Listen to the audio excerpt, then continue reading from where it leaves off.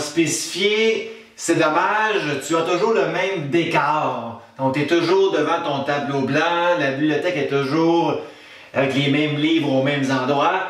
Le but, c'est de trouver le changement. Parce que oui, il y a un très grand changement dans mon fameux décor. Est-ce que vous le remarquez? À la demande générale de tous mes élèves de cette année, c'est le grand retour de Julie Paul. Et là, on entend des applaudissements, l'euphorie à la maison, ça sent l'émeute. Julie Paul est de retour. Donc, notre fameuse mascotte. Et oui, elle est bel et bien présente. Julie Paul. Je ne sais pas si vous la voyez bien ici. Elle va bien. Elle a pratiquement 1 an. Ou presque. Elle est vraiment, comment on pourrait dire, contente de vous voir finalement. Donc, elle va faire partie pour un certain nombre de capsules de mon décor. Donc, je voulais vous présenter en notre honneur Julie Paul. Je me sens quasiment observé. Je tiens à dire, c'est le cadeau le plus extravagant, hors de l'ordinaire, si on peut dire, que j'ai reçu de ma carrière. Donc, un poisson. Je remercie encore Julie de me l'avoir offert en début d'année. Donc, elle sera là, donc derrière moi, pour me soutenir dans mes capsules. Donc, aujourd'hui, nous commençons une toute nouvelle section. C'est-à-dire, on va découvrir ensemble les 3 réciproques, comme dire le contraire de. Donc, les réciproques de sin, costan, donc des fonctions sinus, cosinus, tangente. Vous allez voir, il n'y a rien de nouveau, pratiquement, dans la section 5, les réciproques de sinus, cosinus, tangente. Car malgré vous, vous connaissez tous et toutes les réciproques sans savoir de sinus, cosinus et tangente. Et oui, c'est tellement pas nouveau les réciproques de sinus, cosinus, tangente qu'on s'en est même servi à plusieurs reprises de ces réciproques-là à travers le chapitre, à travers les capsules donc auparavant. Donc, quel est le contraire de faire sinus? Quel est le contraire de faire cosinus? Quel est le contraire de faire tangente? Donc, quels sont les réciproques de sin, costan si on y pense? Et oui, les plus futés entre vous, vous les connaissez. Le contraire de faire sinus, ben, c'est sin inverse. Le contraire de faire cos, cos inverse. Le contraire de faire tan, bien sûr, c'est tan inverse. C'est tails, les réciproques de sinus, cosinus, tangente. Sin-1, cos-1, tan-1, qu'on appelle les inverses, donc les réciproques de sinus, cosinus et tangente. La preuve que sin inverse, cos inverse et tan inverse sont les réciproques respectivement de sinus, cosinus, tangente. Si on revient à l'arrière, sin θ, on trouvait la hauteur ou θ y à l'angle θ. Cos θ, on trouvait sa largeur ou θ x de l'angle θ. Et tan θ, c'était comme dire, trouvons le taux de variation du rayon ou θ y, θ x à l'angle θ. Si on remarquait bien, sinus trouvait un côté, la hauteur. Cosinus trouvait aussi un côté, la largeur. Tangente jouait aussi avec des côtés. Ben, hauteur sur largeur, θ y, θ x. Sin sur cos, qu'on avait vu aussi au préalable. Donc, sin, cos, tan trouvait en réalité ben, des mesures de segments, des mesures de côtés, si on peut dire. Quel est le contraire de trouver des côtés? On trouve des angles. Que trouve sin inverse, cos inverse, tan inverse? Des angles. Donc, sin, cos, tan trouvait des côtés. Le contraire de trouver des côtés, c'est comme dire trouver des angles. Et c'est qu'est-ce que faisaient les réciproques, les contraires de sin, cos, tan? Sin-1, cos-1, tan-1 trouvaient des angles. Donc, réciproque trouve des angles. Donc, sin inverse, cos inverse, tan inverse va nous permettre à trouver des angles. Donc, effectivement, les réciproques de sin, cos, tan, appelés donc sin-1, cos-1 et tan-1, donc, vont trouver des angles. Par contre, il y a un autre terme qu'on pourrait aussi employer à part de dire qu'on va trouver ici des angles. On pourrait aussi trouver l'équivalent à trouver un angle, c'est-à-dire un arc. Comme par exemple, si on trouvait un angle quelconque, comme par exemple ici l'angle pi sur 6 radian. L'année passée, c'était bien sûr ici 30 degrés. Cet angle pi sur 6 radian pourrait aussi être appelé un arc. Car ceci que je pointe, bien sûr, est un arc. Un arc est une portion d'une circonférence. Donc, un autre terme qu'on pourrait employer, à part de dire le mot angle, ça serait aussi d'employer le mot arc, même que je vais écrire ici. Les réciproques vont nous trouver des angles, mais aussi leur équivalent en un autre terme, c'est-à-dire ou des arcs, comme dans l'exemple suivant, c'est-à-dire l'exemple qui suit. Cette année, on a fait ça à quelques reprises en 5e secondaire. Le signe de quel angle est racine carrée de 3 sur 2?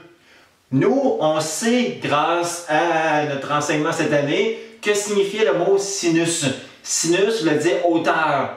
Donc nous, sans retenir rien, on pouvait répondre assez aisément à cette grande question qui tuait. C'est-à-dire, trouvons l'angle dont la hauteur, ou son d'état y, était de racine carrée de 3 sur 2. Trouver l'angle dont la hauteur était de racine carrée de 3 sur 2, c'était assez simple. C'est le plus élevé de ces trois angles que je pointe ici. Donc le plus élevé était bien sûr ici, à l'angle de pi sur 3. Donc sans le moindre pas intellectuel, on pouvait assez voir aisément que l'angle ici, θ, était pi sur 3. Par contre, j'ai dit dans mes explications le mot angle. Mais oui, effectivement, l'angle était bel et bien ici pi sur 3, mais c'est aussi appelé un arc pi sur 3. D'où, je pourrais dire, mais l'arc, il vaut pi sur 3 radians. Là, peut-être vous allez me dire, mais il a fait aucunement la réciproque de sin dans son explication que je viens de faire ici à l'instant. En fait, je l'ai fait la réciproque, mais dans ma question qui tuait. Donc, sin moins 1, je n'étais pas pitonné ou exécuté sin moins 1, mais là, ce que je vous ai demandé, trouvons l'angle dont la hauteur était la racine carrée de 3 sur 2, mais c'était de dire la réciproque, ça. Trouver des angles, ça rime avec sin moins 1. La preuve, l'an passé, vous saviez donc comment trouver des angles. C'est-à-dire ici, si on vous demandait sin de quel angle donnait racine carrée de 3 sur 2, vous pitonniez un peu bêtement pour vrai le calcul suivant pour trouver l'angle de θ. θ est égal à sin inverse de racine carrée de 3 sur 2. Si vous le pitonnez, par contre, c'est donné en radians, grâce à vos calculatrices en radians, dis-je bien, vous devrez avoir ici, par ce calcul-là, sin inverse de racine carrée de 3 sur 2, 1.047 et des poussières radians. Ceux qui ont des calculatrices un peu sophistiquées, vous allez voir l'équivalent de 1.047 radians en pile-poil fraction pratiquement exacte, c'est-à-dire 1.047 radians. C'est pareil à dire, mais du moins arrondi au millième ici, là, c'est pareil à dire pi sur 3 radians en une fraction intacte. Donc, l'année passée, vous employez tel quel la réciproque de sinus en pitonnant sin inverse du rapport connu racine carrée de 3 sur 2 pour avoir l'angle. Donc, nous, on va dire cette année que pi sur 3 radians, oui, c'est un angle, mais c'est aussi, surtout, un autre mot peut-être nouveau pour vous cette année, le mot arc à la place. Par contre, en terminant cette grande introduction importante ici, l'année passée, vous faisiez pour calculer l'angle ou l'arc, sin inverse de racine carrée de 3 sur 2 pour avoir donc cette mesure de cet angle ou de cet arc, c'est différent au même. Par contre, l'année prochaine, en calcul 1, vous allez voir très rarement le symbolisme suivant sin moins 1 pour trouver un angle ou un arc. Vous allez faire plutôt le calcul suivant, c'est-à-dire les symboles suivants pour trouver ici l'arc θ ou l'angle θ. Encore là, c'est pareil au même. Au lieu de faire le symbolisme sin inverse, vous allez faire ceci. Arc, sin. Donc plutôt ici, arc, comme j'écris bien, sin. De, pareil en bout de ligne, racine carrée de 3 sur 2. Là, quand j'étais en classe à l'époque, dès que j'écrivais les mots arc, j'entendais les élèves crier arc, arc, arc, c'est pas dans le sens, évidemment, que c'est laid ici. C'est dans le sens du mot arc, une portion de circonférence. Pour vrai, les mathématiques intelligentes devraient beaucoup plus employer les symboles arc sin que le symbole sin ici moins 1. Pour la raison suivante, que arc sin, ça dit qu'est-ce qu'on cherche. Pour ici répondre à la question suivante, c'est comme si on vous demandait, trouvez l'arc dont sa hauteur est racine carrée de 3 sur 2. Ben, trouvez-moi l'arc qui est à une hauteur de racine carrée de 3 sur 2. Mais c'est pas le plus bas, c'est pas le milieu, si on peut dire, du premier cadran, mais c'est bien sûr le plus élevé à hauteur racine carrée de 3 sur 2. Donc cet arc-là, c'est pi sur 3. Donc le mot arc signifie, trouvez-moi l'angle, l'arc qui a une hauteur de racine carrée de 3 sur 2. Cet arc-là, grâce au sceptre métrique, c'est clairement pi sur 3. On a inventé, si on peut dire, ce symbolisme-là, arc sin, pour ne pas confondre ici le moins 1 comme étant un exposant. Parce que je vous connais l'année passée, c'est sûr qu'au moins un SMAT ou une SMAT parmi vous qui avait posé à votre prof de secondaire 4, mais le petit moins 1 qui est ici, est-ce que c'est un exposant? Absolument pas. Le petit moins 1 au haut de sinus veut juste dire sin inverse. Et lorsqu'on fait sin inverse, c'est un symbole, le moins 1. Ce n'est pas du tout un exposant. Ça veut juste dire, le moins 1, la réciproque de sin. La preuve, en tout début d'année, j'avais dit, c'est sûr, que si on parle d'une fonction f de x, mais sa réciproque, son inverse, son contraire, est baptisé f-1 de x. Ce moins 1, ici, c'est le même moins 1 au haut du sinus. Ça veut juste dire la réciproque de sinus. Mais comme c'est pas instinctif d'avoir inscrit ici le petit moins 1, mais on a inventé des mots beaucoup plus clairs, arc sin à la place de sin moins 1 ici. Trouver l'arc dont son sinus, dont sa hauteur est racine que le 2. C'est très simple pour le commun des mortels de savoir qu'est-ce qu'on cherche. L'arc à hauteur, la suivante ici. Donc, en terminant, juste retenir ceci. Sin moins 1, c'est pareil à dire arc sin. Donc, quelle est la réciproque de sinus? Oui, c'est vrai que c'est sin inverse, mais nouveauté cette année autant que l'année prochaine surtout, la réciproque de sinus, c'est arc sin. Donc, la réciproque de sinus, sin moins 1, arc sin, c'est supérieur au même. La réciproque de cosinus, cos moins 1 ou arccos, c'est supérieur au même. Et la réciproque de tangente, c'est tan moins 1 ou arctan. Arc sin, arccos, arctan sont les réciproques respectives de sinus, cosinus, tangente. Car les réciproques trouvent des angles, les réciproques de sin, cos, tan trouvent des arcs. Chose importante ici. Récapitulons. Les réciproques pourraient être soit écrits comme étant la réciproque de sinus de x, sin inverse de x, tel que vu l'an dernier en 4e secondaire, ou, nouveauté cette année autant que l'année prochaine, arc sin de x. Dans les deux cas, sin inverse autant que arc sin de x vont trouver des arcs, ou comme l'an dernier, pareil à dire arc, des angles. Car si je prenais un fabuleux cercle trigonométrique, partant de 0 ici rad à l'est, on peut trouver grâce au réciproque un angle autant qu'un arc. Car entre mes deux doigts, bien sûr, on parle d'un bout de circonférence, donc un arc. Donc rappelez-vous, les réciproques trouvent des angles, c'est pareil à dire des arcs. Par contre, graphiquement, à quoi va ressembler la réciproque de la fonction sinus? Vous allez voir, on aura un petit problème. Si la fonction sinus de x ondule le long de l'axe des x, la réciproque devrait onduler dans quel sens? Je pose la question. Ondulation en x, contraire, réciproque, son inverse, la fonction sinus, devrait onduler bien sûr, c'est clair, dans le sens des y. Par contre, on a un grave problème. Je vais faire ici mon ondulation, ma fonction sinus de base, sa réciproque, ondulée ici en y, car x va donner bien sûr y pour la réciproque. Je fais ça à l'instant au propre. Voici à quoi ressemble la réciproque de la fonction sinus au sens large graphique, je parle ici. Donc, ondulation de la droite de la fonction sinus de base en x. Bien sûr, la réciproque, qu'on appelle arc sin ou sin moins 1, c'est pareil, sera ondulée en y. Donc là, on imagine qu'elle ondule à l'infini en y, donc d'onduler en y à l'infini, autant qu'ici vers moins l'infini. Donc, grand problème quant à l'âge, je vous spécifiais. Pour un x, j'aurai plein de y différents de ma courbe ici bleue réciproque. Donc, je n'ai pas une fonction, mais bien une relation. Nous, on parle de fonction réciproque ici, non pas de relation. Donc, il faut que je prenne ce gros graphique bleu de la réciproque et je le limite. Je le casse pour avoir vraiment, toujours pour un x, qu'un seul y associé, pas plusieurs. On va prendre le graphique bleu, on va le limiter pour avoir une fonction ici. Je peux remarquer une chose importante. Si on prenait les x suivants de la courbe noire, la fonction sinus de base ici d'origine, moins pi sur 2, ce x de la noire, on va donner bien sûr le y moins pi sur 2 de la bleue. Réciproque, on change l'ordre de nos variables, je tiens à le rappeler, moins pi sur 2 de x de la fonction d'origine noire devient être, pour la réciproque, moins pi sur 2 en y de la bleue ici. Ce que je vais écrire ici à l'instant, moins pi sur 2. comprendre où est-ce que je vais aller avec mes skis, je vais faire ceci avec vous. Prenons ce x pi sur 2 de la courbe d'origine noire. Ce x pi sur 2 devient pour la réciproque le y. Ah, bien sûr ici, pi sur 2. Même graduation, on va travailler en x, on travaille dans la réciproque en y. Ce que je vais écrire ici à l'instant, pi sur 2. Donc c'est là que je vais prendre mon graphique de la fonction réciproque, puis je vais limiter ça entre moins pi sur 2 et pi sur 2. De cette façon-là, je n'aurai pas de relation plein de y pour un x.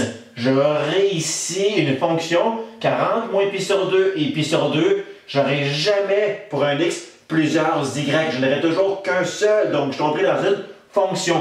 Pour bien le voir, je vais mettre ici la section entre moins pi sur 2 et pi sur 2 en une couleur pour qu'on puisse bien la voir, la fonction réciproque ici. Donc, si vous remarquez bien par la magie de la caméra, voici la relation bleue réciproque.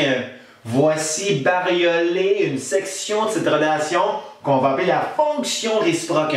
Car si vous remarquez bien, compris ici entre moins pi sur 2 et pi sur 2, donc la grande section que je vous dévoile ici bariolée, jamais que j'aurai 2y pour un même x. Donc, lorsqu'on parle d'une fonction, il faut limiter le graphique de la relation envers une section bien précise. Et on a convenu donc de prendre la section suivante entre moins pi sur 2 et pi sur 2 pour tomber dans une fonction. Donc, dès qu'on va parler de fonction réciproque, de fonction de sinus, on devra se limiter pour trouver nos arcs ou nos angles entre ces deux arcs, entre ces deux angles, entre moins pi sur 2 et pi sur 2. Ça, c'est crucial. Pour parler de fonction, il faut limiter le graphique entre, bien sûr, ces deux axes, ces deux angles. Donc, pour bien vous décrire comment fonctionne la fonction réciproque de la fonction sinus de base, voici qu'est-ce que Desmos nous trace. Pour vrai, c'est vraiment fantastique de bien le voir aussi côté informatique, si on peut dire. Voici la fonction de base, celle que vous connaissez bien de la fonction sinus, montagne trou, là, tout va bien, vous connaissez bien cette esquisse. Voici la réciproque qu'on appelle arc sin de x. Je vous rappelle qu'au départ, si la fonction sinus ondulait totalement le long de l'axe des x, ondulation en x, réciproque devrait onduler dans le sens de l'axe des y. Et c'est quand? Mais si on l'ondulait le long de l'axe des y, je n'aurais pas une fonction, mais bien une relation. Donc, tantôt, je vous ai bien expliqué qu'on devait limiter le graphique. Et même Desmos, plutôt, d'office, va limiter le graphique. Voici à quoi ressemble la fonction réciproque, telle que dit par ici, arc sin de x. Je vais appuyer dessus et elle va se tracer. Oups, comme tantôt, cette section ici bleue, c'est-à-dire ma section bleue de tantôt, est cette section ici, qui est bel et bien, croyez-moi, là on voit mal parce que c'est pas gradué, bel et bien limité entre pi sur 2 et moins pi sur 2 ici.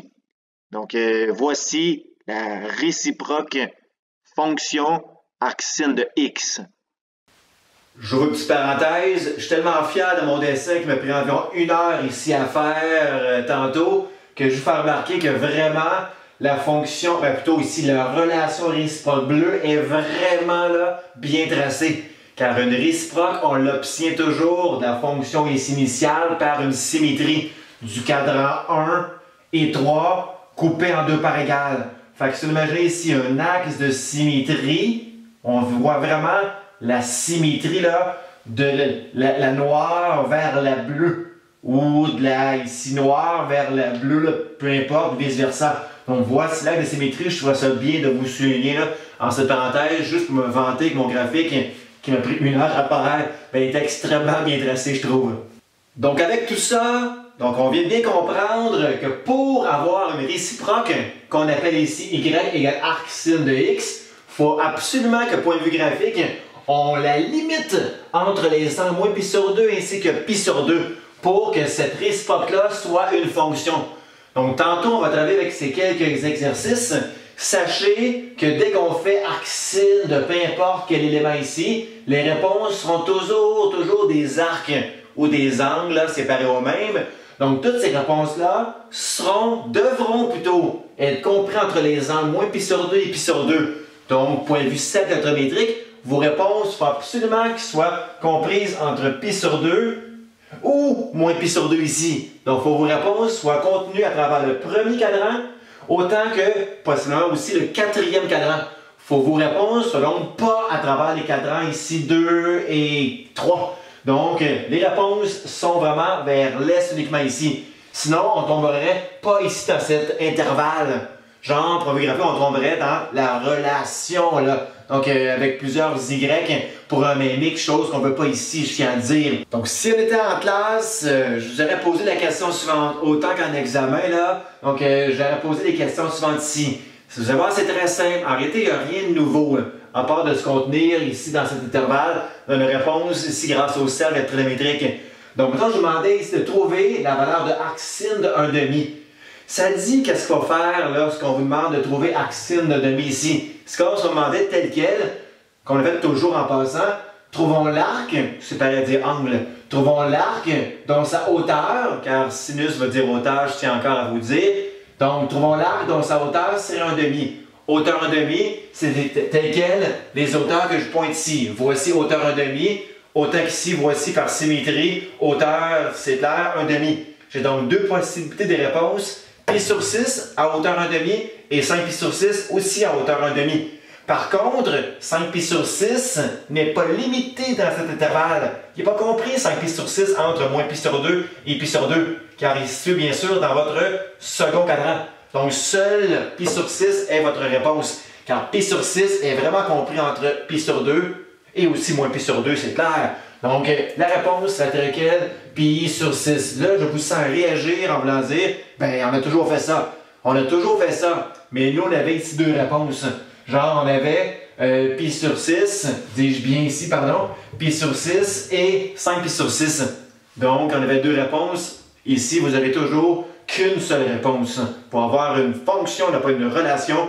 2y pour un mémique genre. Je vois une petite parenthèse, il faut que moi, si on pitonnait juste pi, genre 3 x 14, ainsi de suite, là, divisé par 6, vous auriez environ la réponse suivante à virgule.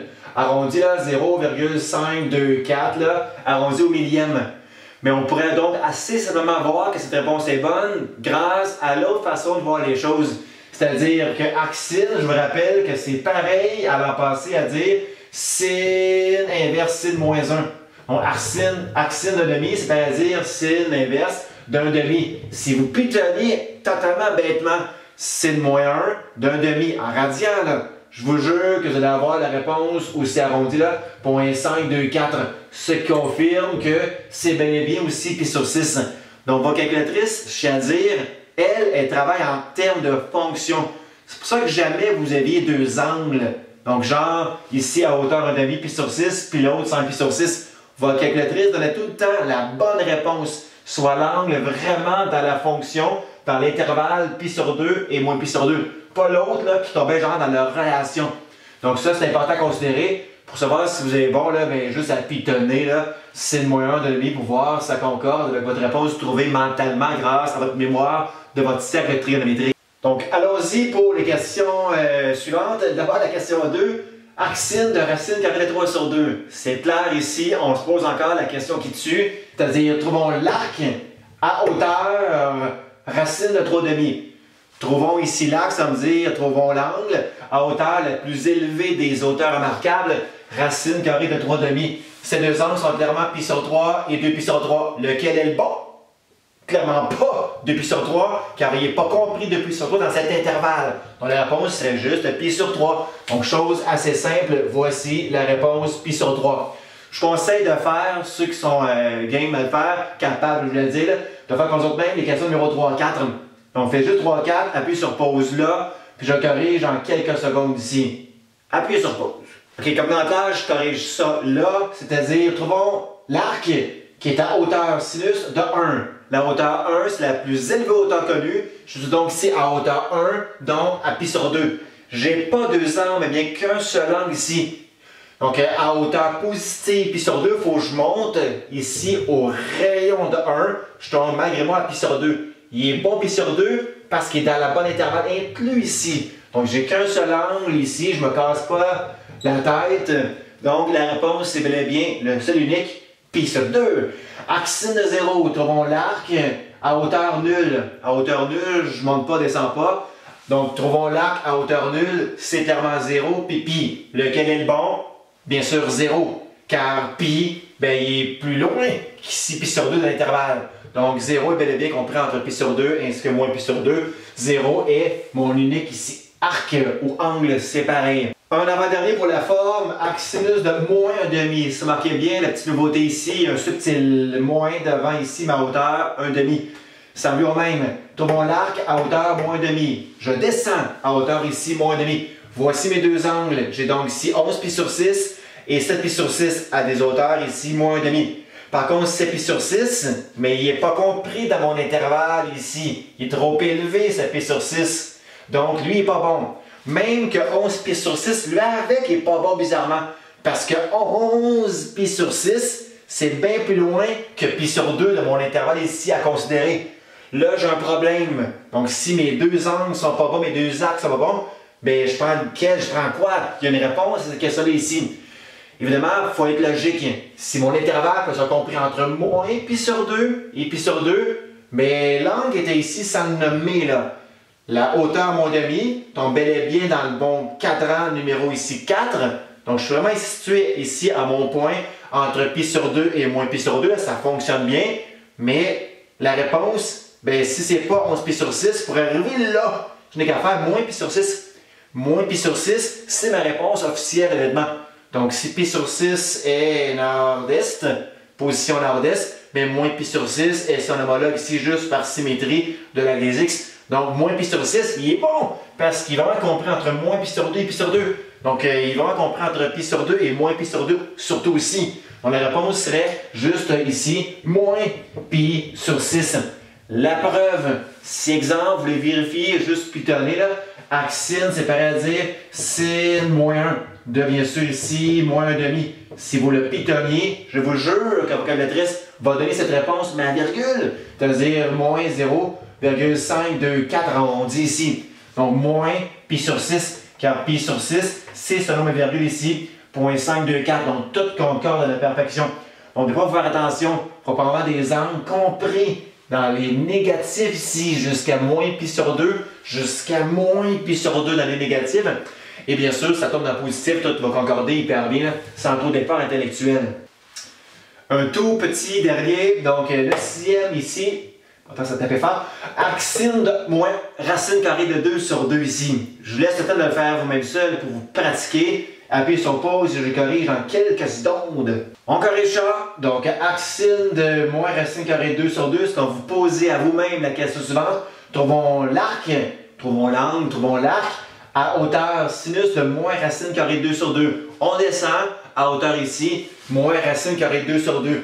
Voici mes deux angles que je pointe ici, sans vous les nommer. Donc à hauteur moins racine carrée de 2 sur 2, je serai situé cadran 3, ce que je veux pas, parce que je n'ai pas compris entre pi sur 2 et moins pi sur 2. Et surtout cadran bien sûr 4. Sauf que 7 pi sur 4, je pense que vous savez assez bien que c'est bien plus grand que pi sur 2. Il faut que je sois avant pi sur 2 ici. Donc, s'il ne faut pas que je tourne dans le sens anti-horaire, mais je vais tourner dans le sens moins sens horaire. Cet angle que je vous pointe, c'est clairement moins pi sur 4. C'est le peu symétrique de la des x de celui-ci, l'arc, pi sur 4. Donc, réponse, moins pi sur 4. Et moins pi sur 4, je vous jure qu'ils vont compris dans l'intervalle suivant. C'est-à-dire, voici les réponses finales. C'est comment ici, moins pi sur 4. Voici comment ça fonctionne, la trouvaille de valeur ici, là, proposée par ces quelques questions de réciproque.